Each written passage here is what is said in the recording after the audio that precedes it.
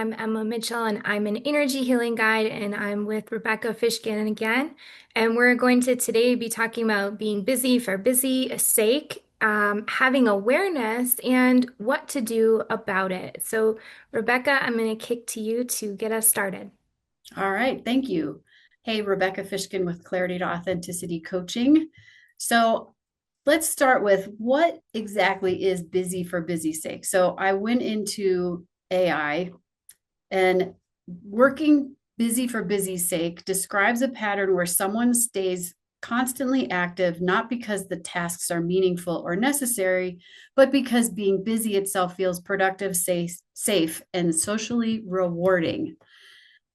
Have you ever been in that situation? Have you ever found yourself that way, Emma? Oh, yeah, yeah. And then it definitely leads me to feeling overwhelmed. And then sometimes I just totally freeze up. Oh, yeah, that's getting pretty. You've been doing it for at that point, you've been doing it for a while.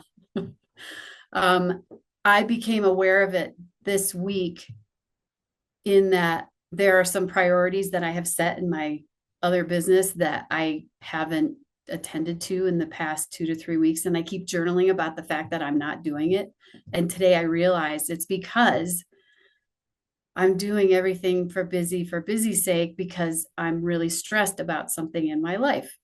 So I thought this would be a great topic to talk about today. So, as I said, I've been like journaling about this. So I'm somewhat aware of it, but now it's really kind of like a knock upside the head saying, oh, I'm really aware of it. So, what does that mean? Um, So I was able to determine that it's because I'm stressed. But what are some other ways that you might be being busy for busy sake? It could be maybe you're bored with the project that you have been assigned or you're working on. Maybe you're um, you've got a challenge and it's just easier to avoid it rather than deal with it. It could be that maybe you're handling other people's business instead of your own because that's easier to accomplish than addressing your own issues. Does anything like this, and do you have anything to add, Emma? Oh, yeah. So some other ones are staying in your comfort zone instead of working on things that will get you further in life. Like you're avoiding something, maybe you're hitting up against like an energetic obstacle or emotional obstacle saying, you can't do this thing, or you're not worthy, or you don't have the confidence, or whatever it might be. Even sometimes I've found myself in busyness when I'm in financial lack. So I'm like, Hmm. gotta do this, gotta make that money, gotta. And it ends up just totally spinning me out.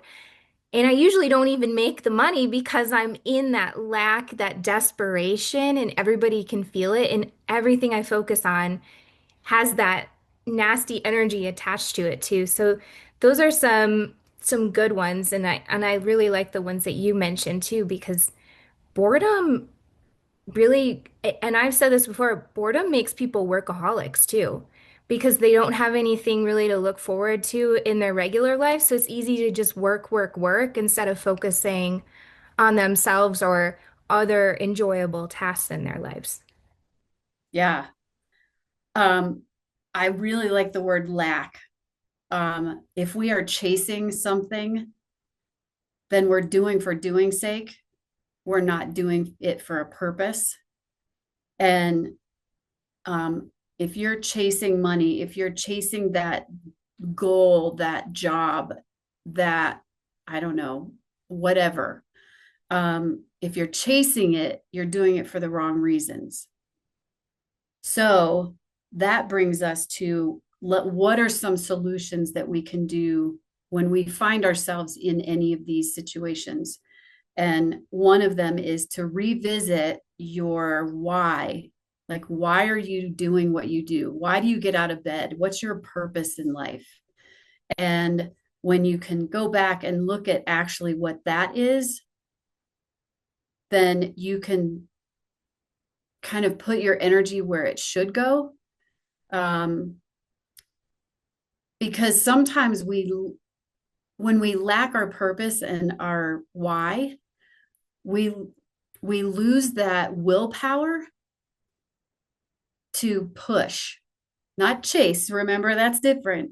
This is push yourself into something that is going to get you in a better place, a better state, a better finances. It's going to address the lack without using the negativity. It's just giving you the push to be forward. So when we're stressed or we're bored, we don't, especially stressed. And even if that stress is completely unrelated to what you should be working on today, it's just this underlying thing over here. That willpower is where we need to do something to help get us through that. And sometimes, we've got these goals and they seem even daunting. So we're already beat down. We already are aware that we're not doing things the right way. Going back and looking at, okay, so what's one thing that I can do right now that will help me get out of this rut? What's just one thing? That's it. So maybe it's making that one phone call to in your pipeline. Maybe it is Emma and I were talking about this before we got started today, that when I was in college, I wouldn't, before studying for exams, I had to clean my apartment. And was that procrastinating, or was it getting that chaotic energy out of my space so that I could then focus on the coursework? So maybe you need to go for a walk and clear your head. Maybe you need to clean your desk. So only you know what can work best for you. But those are some of the ideas that we came up with from that standpoint. Do you have anything to add? Yes. So you mentioned taking a break too. One of my biggest things is taking a break and clearing my energy a little bit, or imagining, like a waterfall washing over me, or sitting and grounding myself just a little bit to reset my energy. I'm sure I've mentioned this before, but sitting out in the sun, I do feel like that clears my aura, clears my brain, just kind of burns everything off of me and rejuvenates my energy as well. Another good thing to think about is, what can you control? I mean, we've talked a lot about things that Yeah. you can or can't control. And sometimes having that awareness that you can't always control the things that are maybe getting piled on you, or the situations, circumstances in your life, but you can control things like cleaning your space, or eating healthy, or, setting a little bit of a routine. Maybe it's your bedtime routine, journaling, some of those things. The other thing is, you can always control your no. You can always control, I'm saying yes or I'm saying no. It drives me up the flipping wall when people say, I had no choice. I had no choice. You always have a choice. You can choose to do that thing for that client, or choose to go to work every day. You could choose to stay at home and put your head under the covers and not get up. You always have a choice. And sometimes bringing that perspective back is really helpful, to knowing that you have control over your situation, even if it feels like you have zero control. And saying no, this is something that I've had to even do these last couple of weeks. We were talking about this earlier, that I've been really busy and I've been doing a lot of house clearings and Reiki sessions and great like client stuff, but it's just energetically draining me so much. So I can barely sometimes get in front of my computer and do those goals that I have set. So I've had to sit and say, really tuning into myself, is that important? Like, this list that I have, is that important? Is that important? Is going to this party that important? Is doing this newsletter, this social media post that important? A lot of times they're not. However, that party I went to last weekend was important for my well-being and my fun, and it really, really was great. But I had to, determine what's good, what's not good. And you have the ability to do that too. Like you may say, and I don't have kids, but I have lots of friends with kids who have a laundry list of all the things that their kids are involved in and the activities they have to do as they get to do as parents with their kids. But you can look at that list and say, actually, I don't have to do that thing, or it doesn't really matter if I do this thing. Maybe talk to your kid about it first, but recognizing that just because somebody's presented it to you as an opportunity or a task doesn't mean you have to do it. You can say no. And I know, Rebecca, you love saying when you say yes to something, what are you saying no to? And you may be saying no to yourself when you're saying yes to all those other things. You may be saying no to sleep or no to rejuvenation or no to, your own mental health. Yeah, absolutely. I think when a good example for me was um I when I like the day that the instance that I like absolutely hit the wall and hit the burnout, um I had made a decision that the next month my niece was having some issues with her parents and at home, and I said, why don't we fly her out and have her just stay with us for a week? And my husband said, no, I really wanted to go spend that week with my mom because I haven't seen her in a while. And like my family versus his family, and inside I kept hearing this message that said, hello, can you just stay home and focus on me for a chance instead of putting other people first?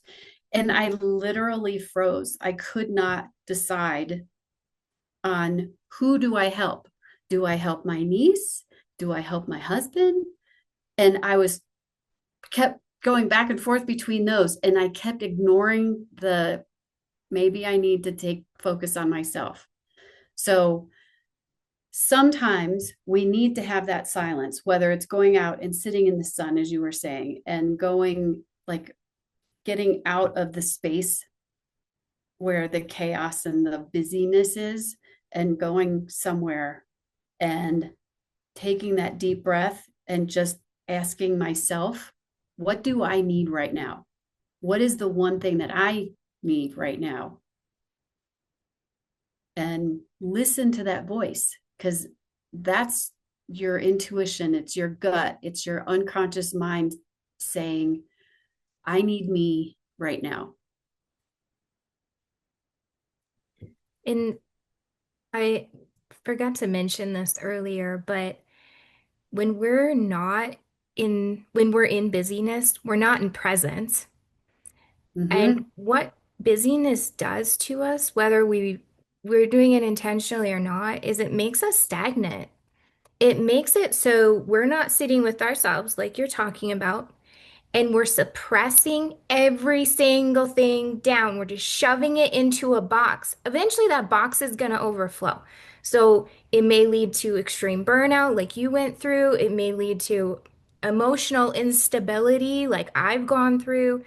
You never know what it's going to do, but shoving that down is so bad for you. And you're not going to be, I love the word leveled up. Like you're not leveling yourself up. You're not going to become your best self if you don't give yourself time to just sit and be.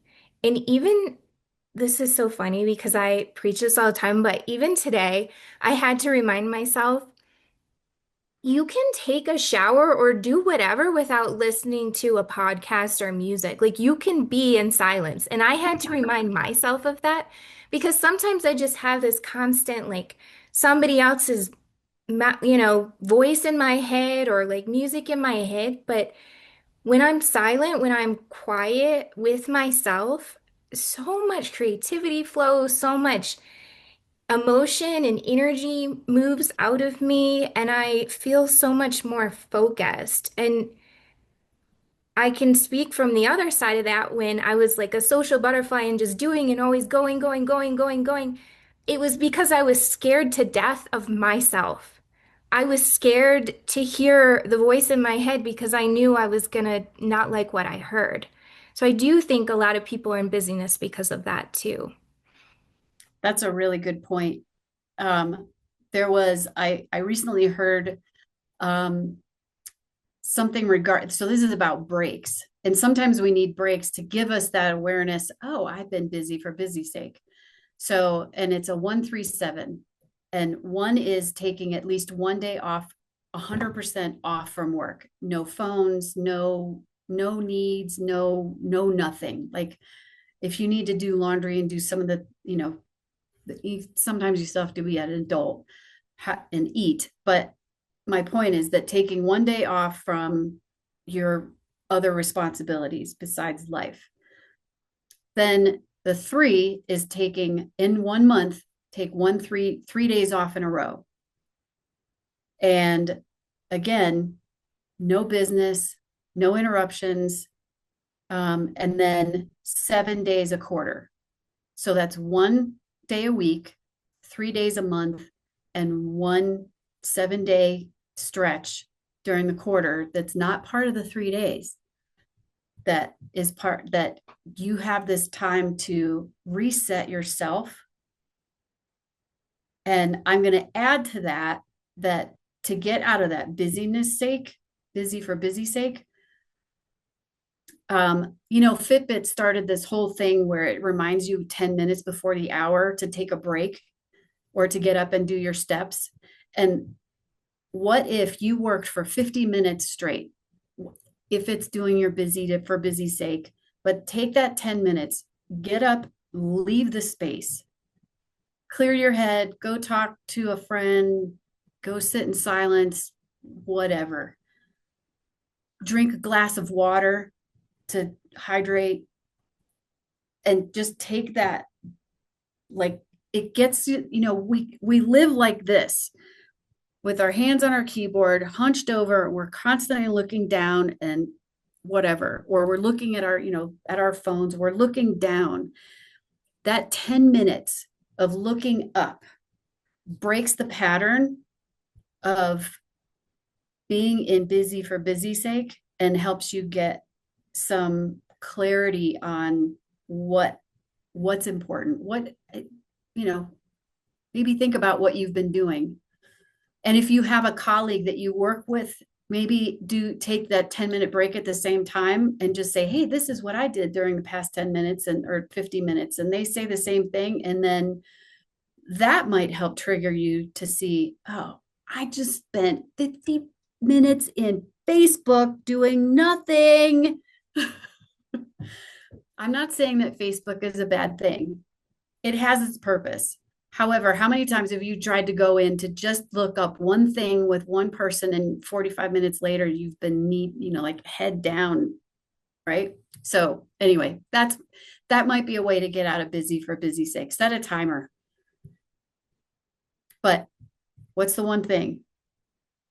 There's actually a book. It's called The One Thing by Gary Keller and Jay Papasan. And it's the premise is what's the one thing such that by doing it will cause everything else to be easy or unnecessary. So what's the one thing right now that you can do after listening to this amazing podcast? So anyway, Emma, do you have anything else to add before we sign off? Oh, well, just that we've recorded some other things about good sleep routines or things you can do during the day to not let other people derail your day that are great to revisit for those that are looking for more tools on this. And we have some meditations and visualization techniques as well. But it all comes back to knowing what your purpose is, knowing your own mission, vision, and values, and really trying to move yourself forward in that. And if you're just continually being busy for busy's sake, you're not going to get any closer to your dreams, whether that's being busy at work all day, just doing meaningless tasks, trying to fix other people's problems all the time, or at after work doing a bunch of things that aren't good for you or your own core values or your own mission.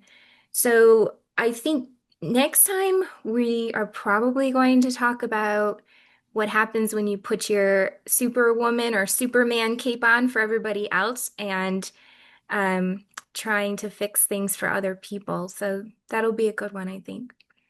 I agree. Yeah. Sounds good. Well, thanks, Emma. This was another good session. Yeah, for sure. Thank you, Rebecca. You always have so much knowledge on the books, and I have more of the emotional experience, but it's all great because that's why I think these work. Yep, that's why we work so well together. Yes, exactly. Okay, well, thanks everyone. Hope you have a great rest of your day.